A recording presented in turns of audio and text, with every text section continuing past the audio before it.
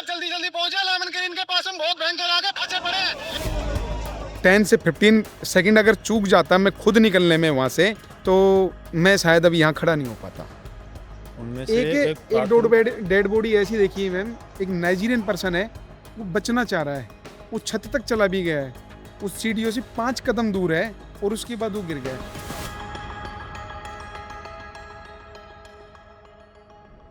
सारे स्टाफ जल्दी जल्दी पहुंचे, लेमन ग्रीन के पास हम बहुत भयंकर आगे फंसे पड़े हैं। कोई ना कोई फायर ब्रिगेड में चलना जल्दी करके। आग बहुत ज्यादा है, वो स्टाफ हो के पहुंचना भी अवेलेबल है, लोग फंसे हुए हैं।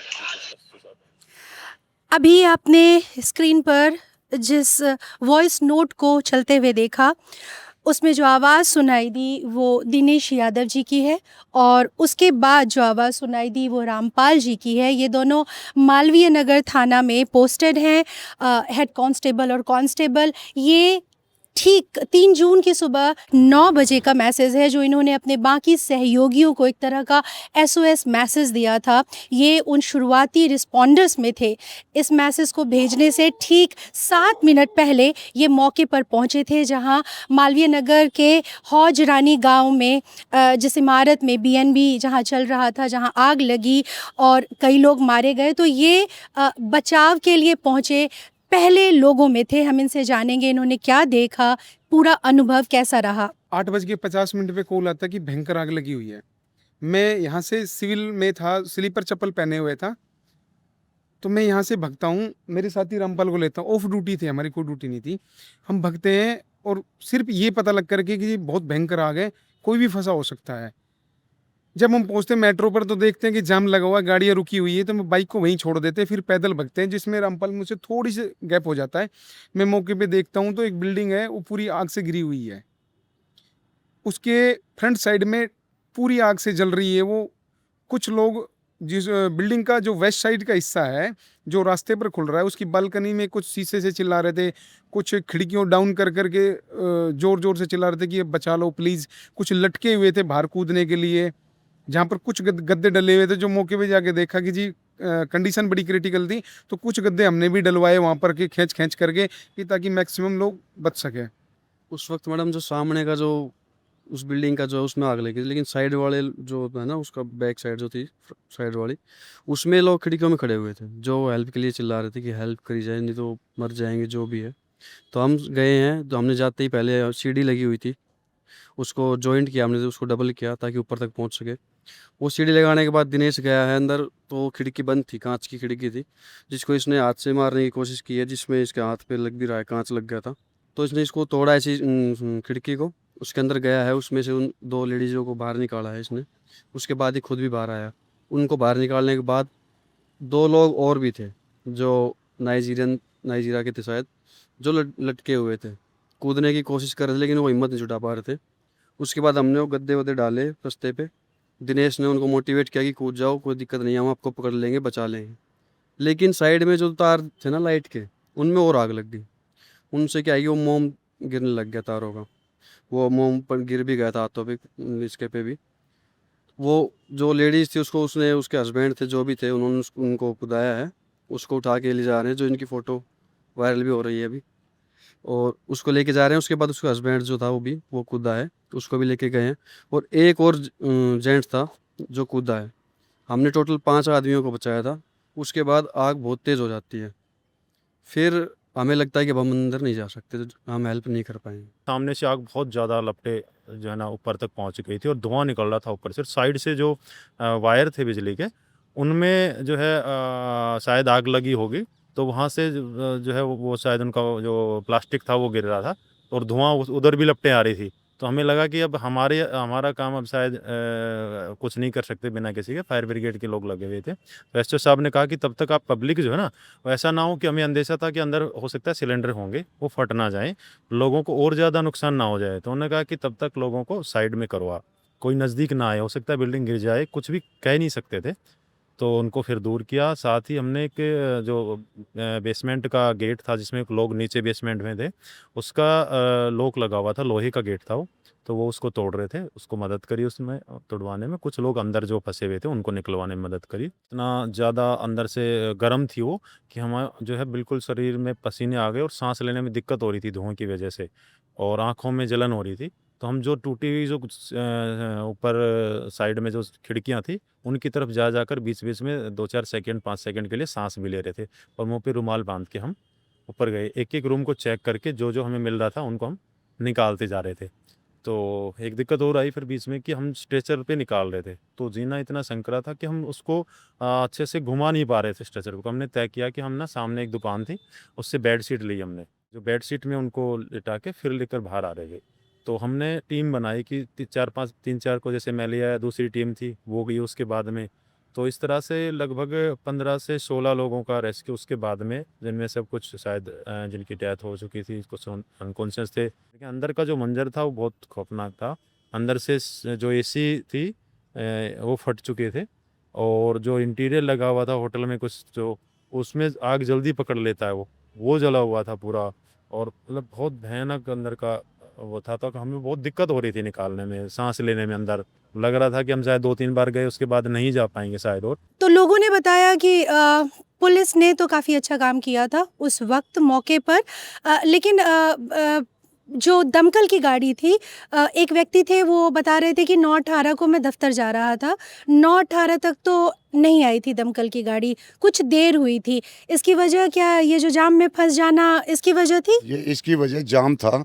मैं मोबाइल अफसर, नाइट का मोबाइल अफसर था। जैसे ही मुझे सेट पे मैसेज मिला कि भाई वहाँ पर आग लगी हुई है, मैं फटाफट वहाँ पे पहुँचा, मौके पे पहुँचा। तो वहाँ काफ़ी भीड़ लगी हुई थी, और जो रोड पूरा ब्लॉक था, और उनको रोड को क्लियर करवाने में भी टाइम लग गया था थोड़ा। उसकी वजह से दमकल गाड़ियाँ फिर आगे आई। फिर जैसे ही जो रेस्क्यू कर रहे थे हमारे दिनेश हेड कांस्टेबल और ये रामपाल वगैरह, जब इनको उठा के ला रहे थे, तो एम्बुलेंस के लिए रास्ता क्लियर करवाया, क्राउड को हटवाया उसके उस टाइम, और उनको फटाफट हॉस्पिटल भिजवाया गया। ये काफ़ी फ्रस्ट्रेटिंग है। हम रोज़मर्रा की ज़िंदगी में देखते हैं, हम सड़क पर हैं और कोई एम्बुलेंस बहुत देर से सायरन बजाए जा रहा है, और हमारी तरह, आपकी तरह वो भी ट्रैफिक में फंसा हुआ है, उसे कोई रास्ता नहीं दे रहा। कोई इसी तरीके से हम देखते हैं दमकल की गाड़ियों के साथ भी यही हश्र होता है उनका।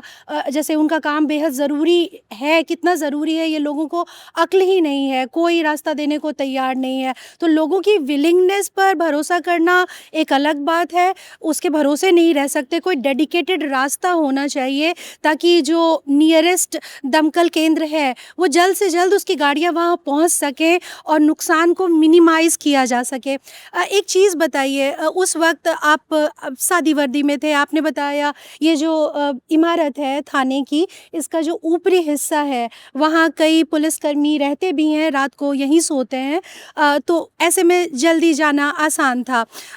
तो बिना गियर के, कोई सेफ्टी गियर नहीं था आप लोगों के पास, डर नहीं लगा जब आपने बताया और वहाँ पे लोगों ने भी बताया कि वो शीशा वगैरह, भारी शीशा था, उसको तोड़ने में मुश्किल आ रही थी, फिर जब उसे तोड़ा उसमें हाथ झुलसा, और फिर सीढ़ियों की आपाधापी हुई कि भाई सीढ़ियाँ कहाँ से लाएं, लोग ऊपर फंसे हुए हैं, दरवाजे तो अंदर कोई जाने का रास्ता नहीं है।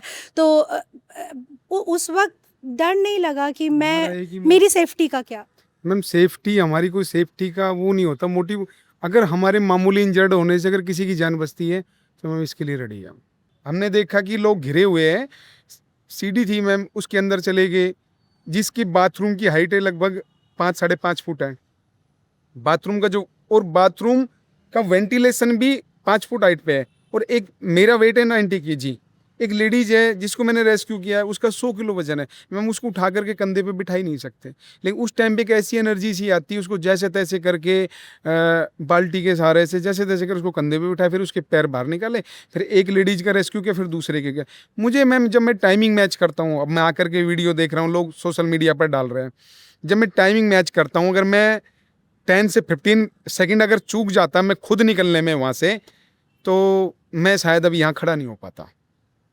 मैंने टाइमिंग देखी मैम, 15 सेकंड के बाद भयंकर बिजली के पोलों में आग लगी, तार टूट टूट कर नीचे गिर गए, सब नीचे करंट दौड़ रहा है, ऊपर आग लगी हुई है, लोग कूद रहे हैं। फिर भी हमने और भी 3 लोगों को आपने देखा है, वीडियो में भी देखा होगा, लोग वायरल कर रहे हैं और काफ़ी अच्छा हुआ।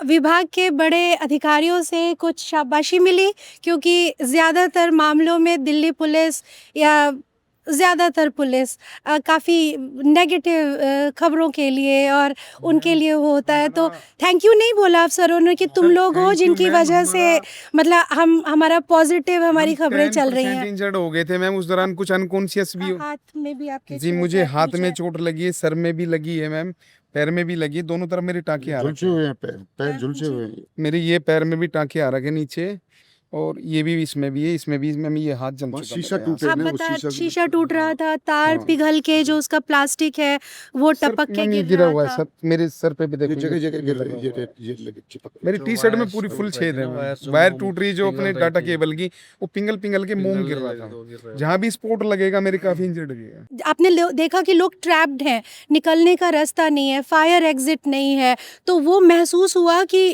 गलत तो था कि वहाँ सबसे पर ज्यादा महसूस तो यही हुआ था कि वहाँ कोई एक्स्ट्रा इमरजेंसी गेट नहीं था, और जिससे हम उनको रेस्क्यू कर सके।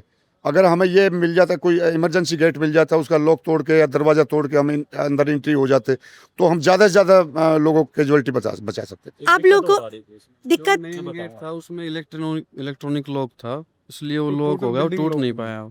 तो मैम, किसी भी फ्लोर पर ऐसा कुछ ना, लोगों को जो रूम में रहते हैं, ऐसा एग्जिट करने के लिए हैमर कोई ऐसा हो कि कुछ जिसे तोड़ provide करके नहीं निकल करवाया, सके, शीशा या तोड़ कुछ दें, इस तरह से ऐसा रेस्क्यू कुछ। के लिए कुछ रस्सा हो जो नॉन फ्लेबल हो, जिसे जलता नहीं हो, जो कभी भी ऐसा हो कि अपने बच्चों को बांध कर किसी को लटका एक सकता दिक्कत हो रहा है, जो उस तरह की। सीढ़ियाँ थी ना वो संकरी थी, बहुत छोटी छोटी इस वजह से स्ट्रेचर पर लाना मुश्किल हो रहा था, घूमना मुश्किल। तो हमने एक जो बेडशीट थी उन्हीं को लेकर वो फिर बेड लेकर आए शीटों थे। के स्टेशन मैं बनाई थी बताता उस हूँ टाइम। आपको इसका मेन रीजन क्या था। जो बिल्डिंग थी ये हाई फाई थी, इसमें मैक्सिमम प्लाई यूज करी हुई थी, जिससे ना वो जो मिनटों को काम था वो सेकंडों में। जलना, क्योंकि बहुत जाता। ज्वलनशील चीजें। फर्नीचर ज्यादा जलने था, से- फर्नीचर जलने ज्यादा से जो था कि कैजुअलिटी जल्दी- हुई है, जल्दी आग पकड़ उससे गई। ज्यादा जो इसकी कार्बन मोनोऑक्साइड जो गैस बनती है दम घुटने से। मैं बता रहा हूँ, मैं बाथरूम में था, अगर मैं 5 मिनट भी अगर मुझसे चूक हो जाती, 5 सेकंड भी, मिनट की छोड़, मैं सेकंड बता रहा हूँ, मैं 15 सेकंड से जान बची है, तो शायद मैं निकल नहीं पाता उसमें से। तो सबसे आखिर में हमने 2 लोगों को निकाला था, उनमें से एक डेड बॉडी ऐसी देखी है मैम, एक नाइजीरियन पर्सन है, वो बचना चाह रहा है, वो छत तक चला भी गया है, उस सीढ़ियों से 5 कदम दूर है, और उसके बाद वो गिर गया है। काश वो 5 कदम चल के फ्रेश एयर में आ जाता एग्जिट से, लेकिन वो गैस ऐसी है कि उससे चला ही नहीं जाता। जो छत पे वो पनीर नहीं होता है, जैसे हाफ होता है, तो वो 5 कदम दूर से 5 ही कदम दूर से वो अगर चला जाता है ना, तो दम तोड़ खुले दिया। एरिया वो में बॉडी वो उसकी हमें जीने में वो बच बना सकता हुआ है। आप लोग इस बात से वाकिफ़ हैं कि अलग अलग विभाग जो हैं, जैसे टूरिज़्म विभाग है, फायर विभाग है, ये सारे विभाग एक दूसरे को दोष दे रहे हैं। एमसीडी है नहीं, और नहीं, ये ये हमारा कह रहे हैं कि subject- दिल्ली पुलिस subject आप लोग को नहीं। नहीं, ओके, हमारा- ठीक है, इस पर आप टिप्पणी नहीं कर सकते। नहीं, हमारा- पर ये तय है कि उस बिल्डिंग में वो बिल्कुल इस लायक नहीं थी कि वहाँ कोई कमर्शियल इस तरीके का। मैम, ये हमारे सीनियर अफसर इस बारे में ठीक ज़्यादा है, ठीक है, बहुत शुक्रिया। और आप लोगों ने जो बहुत सी सारी डिटेल जो बहुत हॉरिफिक थी, जो किस स्थिति में शवों को देखा गया, आग किस तरीके से थी, वो उतने वल्नरेबल, जो लोग बचाए भी गए वो इतने वल्नरेबल सिचुएशन में थे, उनको एक्सप्लेन करना, उनकी बारीकियां बताना हमने अवॉइड किया। इन लोगों ने भी अवॉइड किया, देखा तो बहुत कुछ है। बहुत शुक्रिया आप लोगों का फिर से।